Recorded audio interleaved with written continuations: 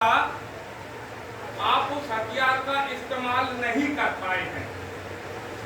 तो मेरे जो सर्वमान्य नेता हैं इंजीनियर आईपी गुप्ता साहब, उन्होंने मुझसे कहा कि अपने लोगों के बीच में जाएं, अपने लोगों को बताएं कि आपने उस हथियार का इस्तेमाल क्यों नहीं किया, जिस हथियार को बाबा साहब ने आपके मान सम्मान स्वाभिमान सुरक्षा और अधिकार के पाने के लिए दिया गया था।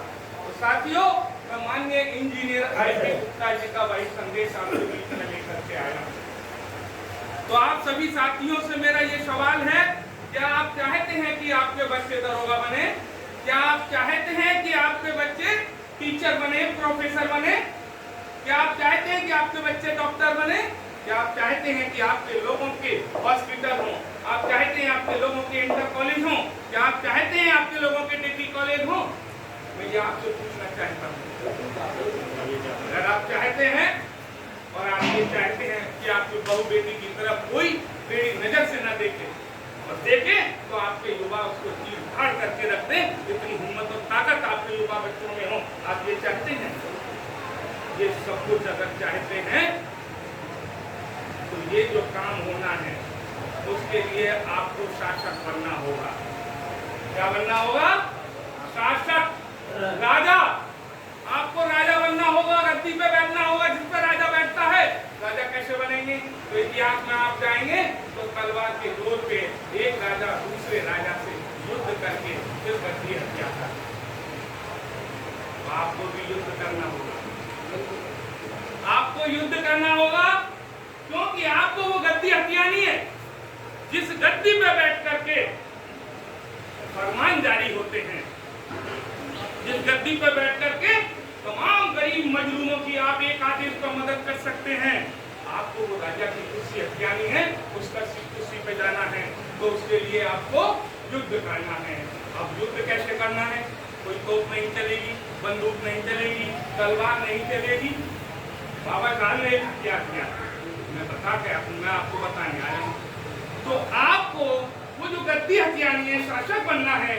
शासक कौमों के साथ कभी अन्याय अत्याचार नहीं होता। किसी की हिम्मत है कि एक ठाकुर समाज की बहु बेटी जा रही हो और 7 बोतल का नशा किसी शराब पाने कर रखा हो, उसे ये बता दिया जाए कि खतरा नहीं है, 7 बोतल का नशा उतर जाएगा तो बहु बेटी को छेड़ नहीं सकता। लेकिन हमारी बहु बेटी जा रही है, बुरी नीयत से कमेंट करेगा, इसका मतलब समाज में हमारी कोई हैसियत नहीं है। इसलिए इंजीनियर आईपी गुप्ता साहब ने कहा कि आप उत्तर प्रदेश के अंदर 3 करोड़ से ज्यादा हैं, आपकी आबादी इतनी होने के बाद आपके उत्तर प्रदेश में ओम प्रकाश राजभर, जो थोड़े से जिले में राजभर जाति के लोग रहते हैं, उन्होंने अपनी पार्टी बना ली और वो सत्ता में मंत्री रहते हैं और राजभर समाज के कोई काम नहीं हो रहे हैं। और तो और कश्यप निषाद बंदा बिंदु मल्ला जाति के जो लोग हैं जिन्हें धीमर कहा जाता है, उन्होंने निषाद पार्टी बना रखी। संजय निषाद उनके नेता हैं, वो भी सत्ता में बैठे हुए हैं। जैन चौधरी साहब चारों के नेता हैं, वो भी सत्ता में बैठे हुए हैं। पूर्वी समाज की अनुप्रिया पटेल हैं, वो भी सत्ता में बैठे हैं। इनकी 1-1 करोड़ की भी आबादी नहीं है उत्तर प्रदेश के अंदर, वो सत्ता में बैठे हैं। वो शासक हैं, शासक जमात में गिने जाते हैं।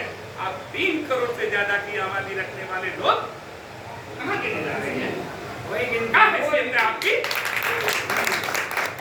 तो आप चाहते हैं कि आने वाली जो आपकी पीढ़ी है, आपके आने वाले जो बच्चे हैं, उसी ना काम के मान सम्मान स्वाभिमान के साथ जिए, उनकी पढ़ाई लिखाई फ्री हो। वो ख्वाब देख रहे हैं दरोगा बनने का, वो दरोगा बने, IAS बने, PCS बने, डॉक्टर बने, नेता बने। ये आप सब चाहते हैं तो आपको लखनऊ की गद्दी हथियानी होगी। वो कैसे हथियानी है, उसके लिए क्या करना होगा, वही संदेश में आपके पास लेकर के आया।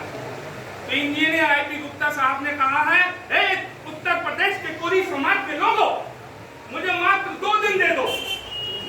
इंजीनियर आईपी गुप्ता कह रहे हैं उत्तर प्रदेश के पूरी समाज के लोगों, मुझे केवल 2 दिन दे दो, मैं उत्तर प्रदेश का राजा बना दूंगा, शासक बना दूंगा।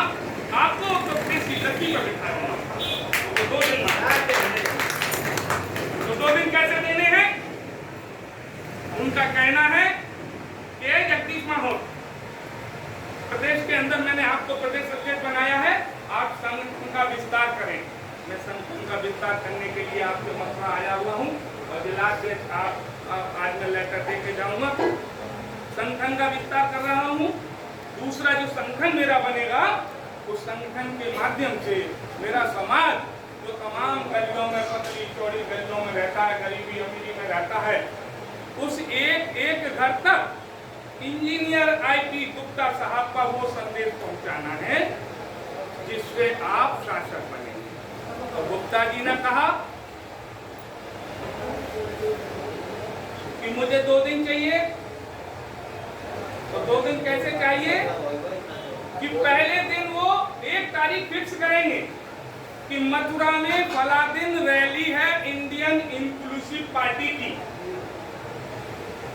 उस दिन जो कोरी समाज के लोग हैं जो ये चाहते हैं कि मुझे मेरे बच्चों के लिए, उनके भविष्य के लिए इस गद्दी की लड़ाई लड़नी है और मेरे समाज का व्यक्ति सबसे बड़ी गद्दी पर बैठेगा लखनऊ में, तो उसके लिए समाज के लोगों को बस इतना सा करना है जैसे कोई मेला दशहरा जाता है, घर का ताला लगा के जाता है, किसी दर्शन को जाता है घर का ताला लगा के जाता है, किराया वाला अपनी जेब से खर्च करता है। तो एक दिन जिस दिन मथुरा के अंदर रैली हो, मेरे समाज के लोगों आप समझ लेना वो रैली नहीं है, युद्ध का मैदान है और उस युद्ध के मैदान में आपको अपने बच्चों के भविष्य के लिए लड़ने के लिए जाना है। तो लड़ने के लिए जाना है तो क्या करना है कि अगर कुर्सी न मिलनी है तो 5 घंटे खड़े रहना होगा। भाड़े को पैसे नहीं है तो पड़ोसी से उधार मांग के लेके जाओगे, आपके लिए कोई बस नहीं मिलेगी। ये लड़ाई है आपकी। धूप पड़ रही है तो 5 घंटे तक रैली में धूप में खड़े रहेंगे, जरूरत नहीं। ये लड़ाई है आपकी, तलवार और बंदूक से नहीं लड़नी है। भूख लगी है तो 5 घंटे भूखे मैदान में खड़े रहेंगे उस रैली के में। अगर ये लड़ाई आपने लड़ ली तो कोई भाई का लाल नहीं कि उत्तर प्रदेश की गद्दी पे लखनऊ पे पूरी समाज को बैठने से कोई लोग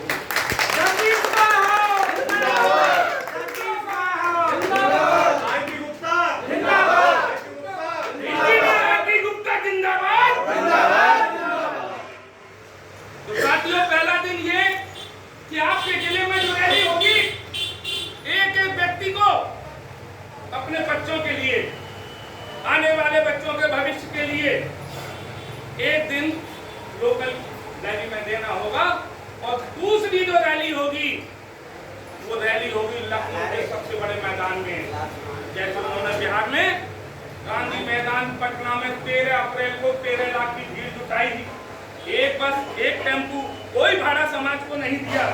उन्होंने कह दिया लड़ाई तुम्हारी है, लड़ाई इंजीनियर आईपी गुप्ता की नहीं है, लड़ाई तुम्हारी है, लड़ाई जगदीश माहौल की नहीं है, लड़ाई तुम्हारी है, लड़ाई पूर्व केरल में की नहीं है। जिस दिन आपने सोच लिया, समझ लिया ये लड़ाई आपकी है, आपके बच्चों की है, तो किराया भाड़ा आप खर्च करेंगे, ताला घर का आप लगाएंगे, खाने का इंतजाम करके बोतल आप अपने थैले में रखेंगे और युद्ध के मैदान में जहाँ रह लिए वहाँ पहुंच जाएंगे। वो युद्ध का मैदान है। पहला युद्ध का मैदान आपने फतेह कर लिया तो 6 महीने बाद मैं लखनऊ के मैदान में एक बार और बुलाऊंगा।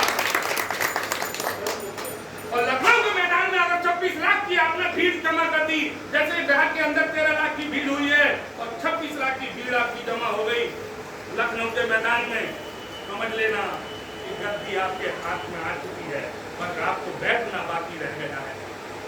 तो ये 2 दिन इंजीनियर आईपी गुप्ता साहब आपसे मांग रहे हैं। तो 2 दिन के लिए जगह जगह घर घर परिवार को आपको सिर्फ इतना जागरूक करना है कि आपने 78 साल में न जाने कितने नफा नुकसान उठाए होंगे, न जाने आपने कितने नुकसान उठाए होंगे। एक बार अपने नेता की बात मान करके दिल्ली में जरूर जाना है। ये बात मैंने यहाँ तक की बता दी थी। आईपी गुप्ता साहब आपसे 2 दिन मांग रहे हैं। अब साथियों,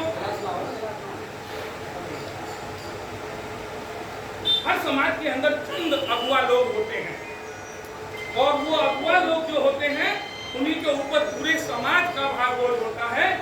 और वो एक इंजन के रूप में होते हैं, वो चाहते हैं तो समाज को सही जगह ले जाते हैं और वो चाहते हैं तो समाज को गड्ढे की तरफ ले जाते हैं। तो क्योंकि अब जो चुनाव आने वाला है, चुनाव तो 1.5 साल एमएलए के चुनाव को रह गया